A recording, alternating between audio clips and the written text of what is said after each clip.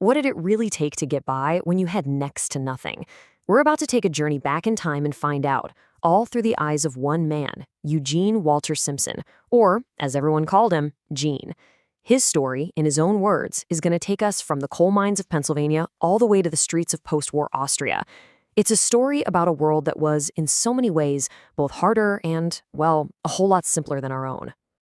Our story really kicks off with this image of a one-room schoolhouse. I mean, it just screams bygone era, right? This really sets the stage for Gene's world, a world where being self-reliant wasn't some kind of cool lifestyle choice, it was an absolute necessity. And where your path in life, well, that was anything but clear. All right, so let's dive right into Gene's childhood. He grew up in rural Pennsylvania, and this was during a time of just immense hardship. But his family's story isn't one of helplessness, not at all. It's really a masterclass in how to be resourceful. Now, here's the thing that's kind of wild about Gene's childhood. He describes his family as definitely a welfare family, but at the same time, they were almost entirely self-sufficient. It's this fascinating mix of getting some government support, but also relying on sheer, backbreaking hard work that defined their survival. Gene's own words tell us exactly what their number one survival tool was: the garden. As he puts it, it really saved us. This wasn't some weekend hobby. This was their lifeline. Can you imagine? Every single summer was a frantic race to grow, harvest, and preserve enough food to make it through a brutal Pennsylvania winter.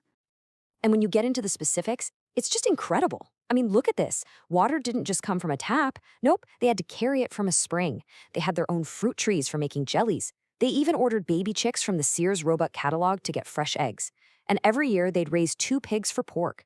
It was a complete, self-sustaining system they built from pretty much nothing. But you know, life wasn't all just hard work. And this detail, it's one of my absolute favorites. So what did kids do for fun?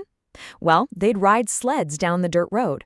And what were these sleds made of? Get this, advertising signs they'd stole from along the highway. It's just a perfect little snapshot of how simple, creative, and maybe a little mischievous it was to be a kid back then. But, you know, as kids do, Gene grew older, and that self-reliant childhood just wasn't enough anymore. A new desire started to take hold, a dream of a future that would take him far, far away from the farm and especially the coal pits. $2. That number on your screen, that was Gene's entire weekly salary. He helped a dairy farmer deliver milk and eventually got a raise to the grand total of $2 a week. And for him, he actually says, now I was really in the money. Can you even wrap your head around that? And just getting around was a whole other challenge. There was no bus, no Uber, nothing. So to get home from band practice, often late at night, Gene would have to walk or hitchhike 3 miles home. It's just a stark reminder of how much our whole world and our ideas about safety and community have totally changed. So what was driving him to walk those dark roads and work for pennies? It was this site right here. The only real work available in his hometown was in the coal mines. And seeing those men come home day after day, totally exhausted, covered in black dust, well, that was all the motivation he needed. He just knew he had to find another way out. And that way out, for so many young men of his generation, was the military. But for Gene, the journey to actually enlist, oh man, it wasn't a straight line. It was this emotional roller coaster with some seriously unexpected twists and turns. Just look at this ride. So he's 17, the war's over, and he decides to enlist. He heads off to Pittsburgh, his heart absolutely set on joining the Navy. He goes through all the paperwork, takes the physical, and then, bam, he's rejected. The doctor tells him he has a bad heart murmur. He is completely devastated. But then a friend suggests, hey, why don't you try the Army? So, with his mom's permission, he goes back, tries again, and this time, he passes. Just like that, he's in the Army. And I think this quote just says it all. It really captures how deep his despair was after that first rejection. I mean, for a 17-year-old kid from a tiny town, this was his one big chance to escape a life in the coal pits, and he really thought it was gone forever. It just makes his eventual success feel that much more powerful. So, Gene was officially in. He was a U.S. Army soldier, but the boy who left that farm was not the man who would emerge from all this. His real transformation was just about to begin.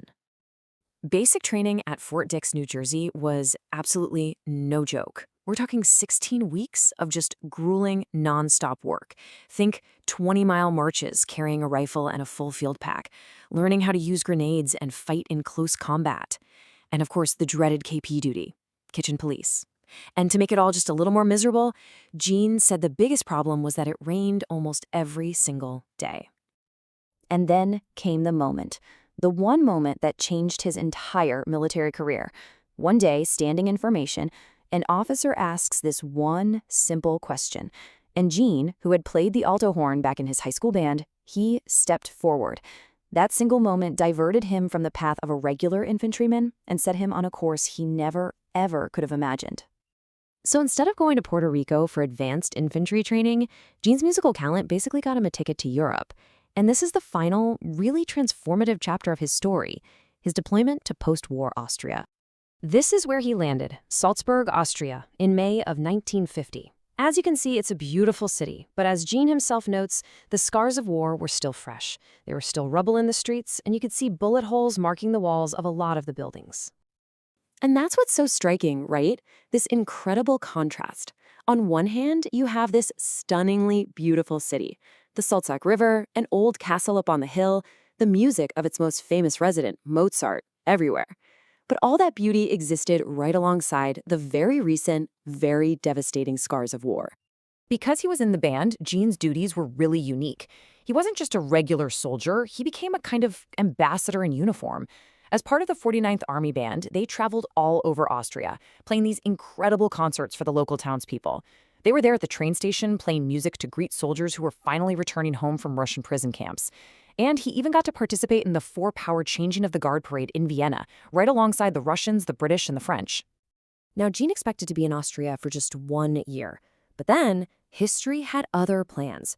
When the Korean War broke out, President Truman extended all military enlistments. And just like that, his time in Europe was doubled. It really deepened his experience and his connection to this place that was so different from the world he'd left behind. You know, a story like Gene's really gives us a window into a world of hardship and ingenuity that has, in so many ways, just completely vanished. And it leaves us with something to think about. As our own world has become so much more complex and connected, what if we gamed? And what essential parts of that simpler, harder world might we have lost along the way?